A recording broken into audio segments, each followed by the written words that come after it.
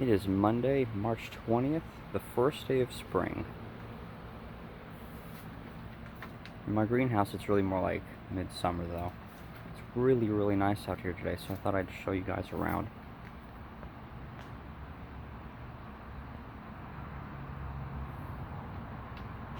This is an epiphyllum. It's an orchid cactus. But I also have a rickrack cactus. That's pretty cool. And a couple of random weeds and stuff. I think there's a Protanthus down in there too. Yeah, so that's I got layers and layers of plants in here. This is my tropical greenhouse here in the great state of Tennessee. This is its third year, and there's going to be a major renovation coming to it this year. Big plans. But I wanted to show it off today because it's really nice, and you can't see it, but I just spilled water all over myself. This is one of the hazards of working here, but it's okay. My water is all, it sits in barrels for quite a while before it's used, because it is city water, so, and a lot of it is reclaimed rainwater as much as I can. I try to give my plants the purest of everything that I can. And it all works out really well. Everything is balanced really nicely. I will see aphids and things like that in here every now and then, but I don't really do a lot to treat them, because there's a lot of other beneficial bugs in here that will actually take care of that for me.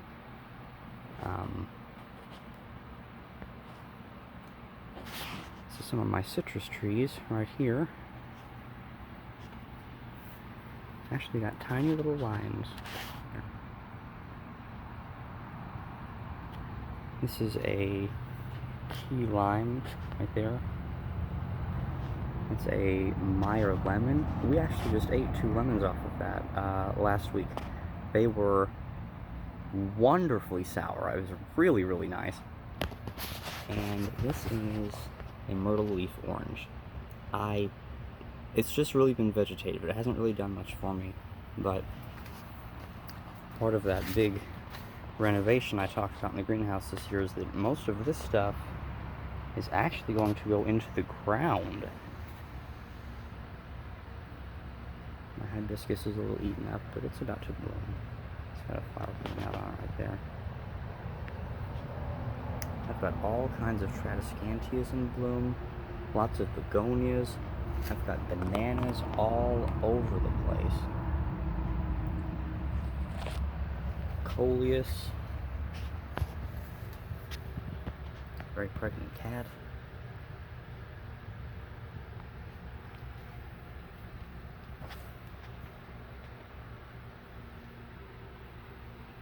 Got different oxalis. I have a big collection of giant elephant ears too, and they're waking up. I think I have 5 varieties right now. Last year when I pulled them into the greenhouse, they were 7 or 8 feet tall. I mean, they were, I really had to cut them back. They were just dominating the space. But they're coming back nicely now. They are in, I think, 30-gallon fabric containers, and they did really well last year. And they're basically just small mobile flower beds at this point. I mean, I have all kinds of stuff in there. And mother plant Hylia, really nice one too. That's very nice.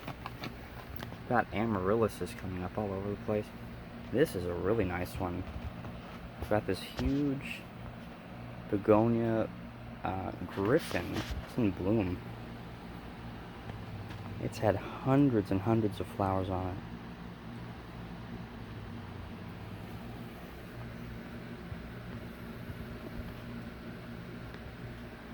nice little trunk. Begonias. Just, you know, tropical weeds coming up everywhere. It's really cool. You know? Begonias. This is a Mandula pothos growing on a moss pole. And it's done really nicely. It's about to actually have to have a moss pole extension. These leaves are really nice.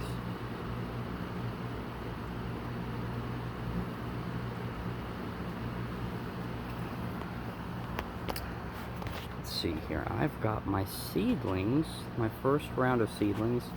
Most of these aren't doing much yet. This purple basil is coming up.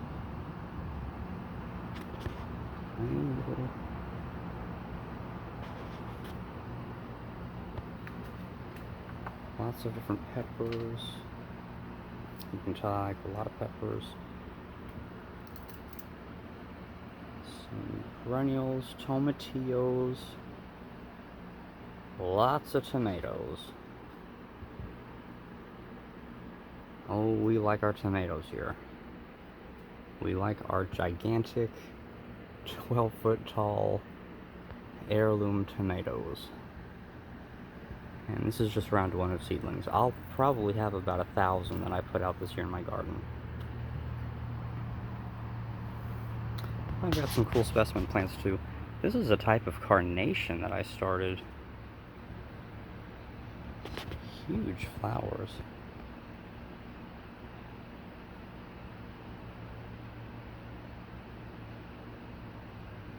And these are supposed to be hardy to this area, so I'm going to actually put them in the ground out in the garden. My vegetable garden is all organic, and this year I'm mixing in a lot of ornamentals with it too. As I mentioned earlier, I have a big Tradescantia collection, and they are all blooming at the same time right now. The white one in bloom too. It's interesting to see all of these flowers open at the same time. I have Amazon jungle vine right here. That's a pretty rare plant. There's not many of these around. The mother plant to that is right here. Somewhere down there in that pot. But this is the stem of it.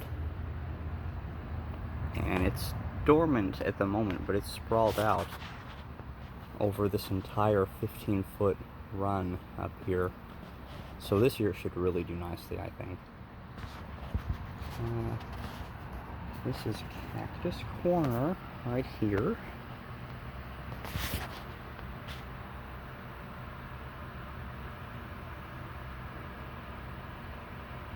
Even got some flowers.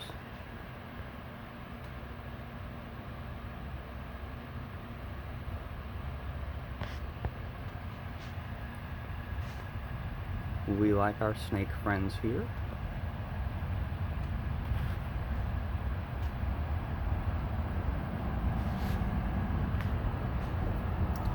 Okay, what I've got here, a mix of citrus, orchids,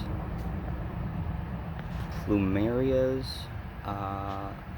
the world's hottest peppers, Carolina Reapers, ghosts, a couple others, really hot habaneros. Got 8 or 9 different species of orchids. Got a Sibo blue here. It's about 4 feet tall. It should start fenestrating soon. Another Mandula right here. There's a cat right here. Really likes this heater. Not even on right now though. Yeah, I had to bring heaters out here because it was 19 degrees here this morning. Really cold. It's bitter, terrible cold.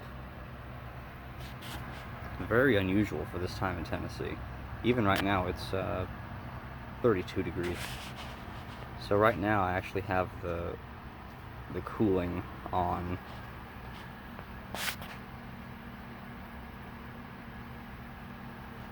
Now lots of plumerias. This is where I have a lot of my catnip mother plants. They're overwintering there really nicely. More orchids. Just I've got stuff coming up everywhere. Calicias. That container down there is Gunnera manicata. We'll see how that goes. Look that plant up. Very interesting. Very interesting. All kinds of stuff down here. This is a 7-foot tall plumeria. I'll have to back up. 7-foot tall plumeria. Had to cut it down to bring it in here. And it's in a 20-gallon container. And it's dormant right now, but it's starting to bud out finally, and I'm upping the heat in here because I do have a lot more seedlings that are going to come in here. So normally during this time of year the daytime temperature is about 60, but I've upped that to 80 this time of year just because I do have a lot of seedlings, and I have hundreds of gallons of water in here that help with keeping the temperature more stable. So they kind of absorb,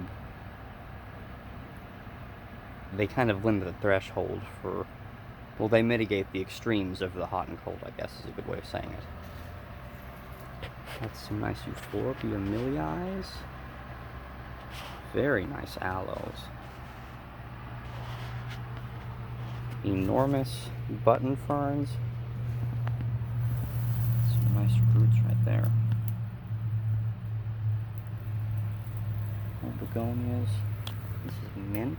There's mint down there.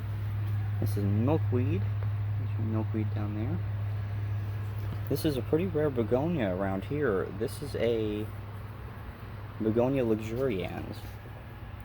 I planted it in the ground, and as soon as I did, it really started doing nicely and started blooming. So yeah, I think there's something to that. Got some different Plectranthus down here. This is purple, and the leaves smell really, really nicely when you crush them up. And nice coleus. Little mixed container. African violets, gladiolus. Some Tradescantias. There's a shamrock back there. And that's all in the pot of this 5-foot tall begonia maculata. No flowers on it right now, but it's got some really nice leaves.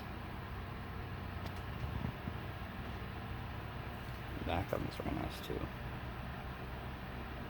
Really, really beautiful plant.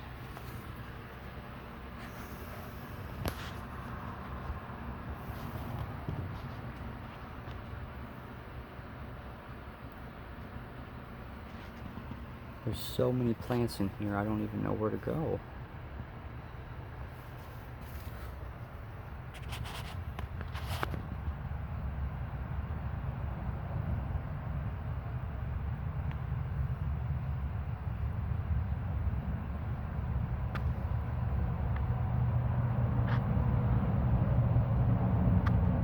I think she's got about a week to go.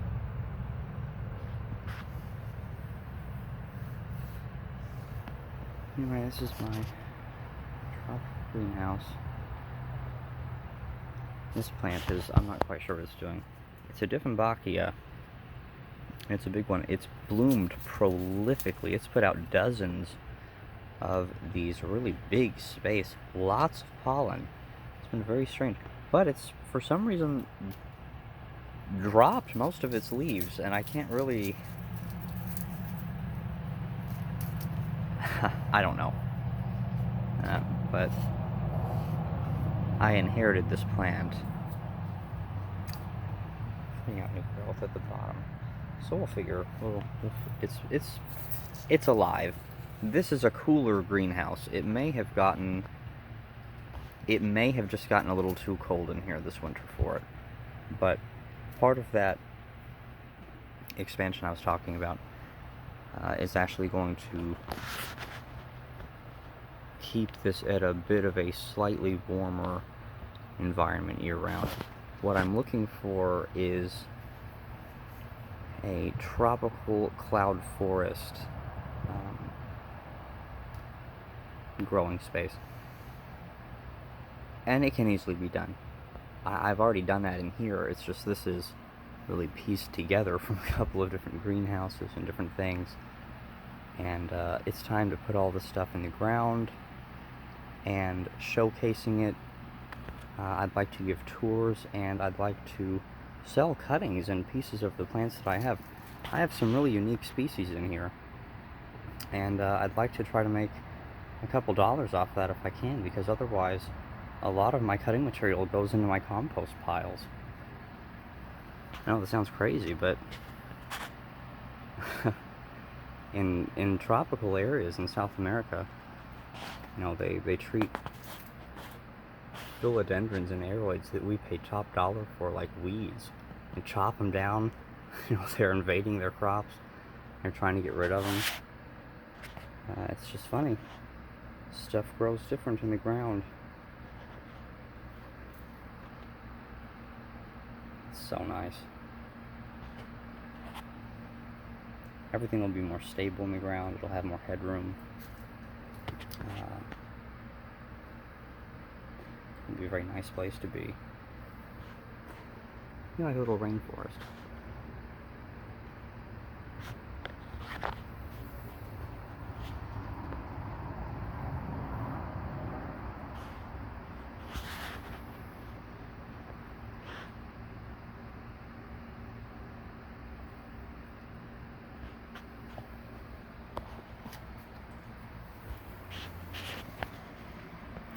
I normally have 2 fans running, but it is very cold outside today, so it's not necessary. It's a nice big ponytail palm I have. I just repotted this a couple weeks ago, and it's gonna have to be repotted already again. I'm very surprised by that. You know, people say these are slow-growing plants. This thing has grown probably a foot and a half in the last 2 months. It's very healthy. It's doing really well. It's a nice alocasia right here. Lantana. Bananas. Jasmine. Ricin. Ricin plant up there. Amaryllis, begonias. This is ghost pepper. It's gonna get some attention. I have a super hot and hot pepper collection, and this needs attention, so I'm gonna do some stuff to this guy. It's just stuff all over the place in here.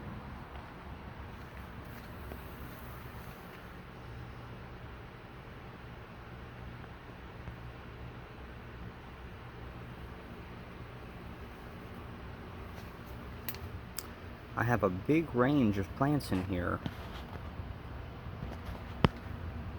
Broad range. I didn't show you. Excuse me. I literally can't get around you. Ma'am. Excuse me. My air plant collection.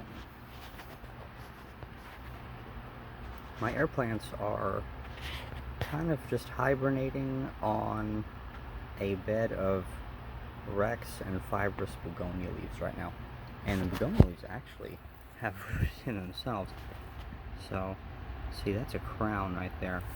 Anyway, but I think I have 20 or 30 or 40 plants or something like that. They're going to go on basically logs that I'm going to stand up in the greenhouse and create various habitats for different things, epiphytes and things like that. And when I'm done, there will also be aquatic plants in here too, so I'm wanting to try to have something that appeals to everyone.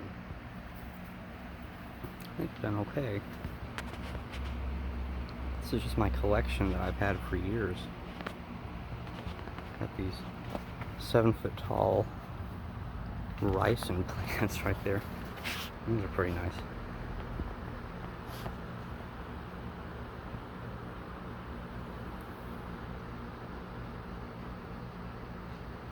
Got a Brazil philodendron growing up into the top of it.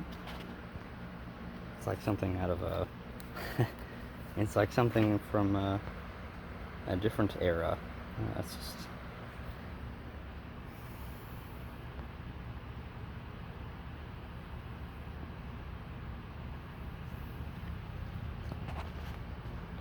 Tillandsia just hanging out there. I think it's going to bloom, actually. I think that's going to put out a flower. Well, anyway, I hope you enjoyed this abbreviated tour. There are so many plants in here. I couldn't even begin to tell you how many. But I thought I'd just share what I have. I've learned through trial and error how to grow a lot of these things, and I really think I really encourage people to try and get a hobby greenhouse. It's really fantastic.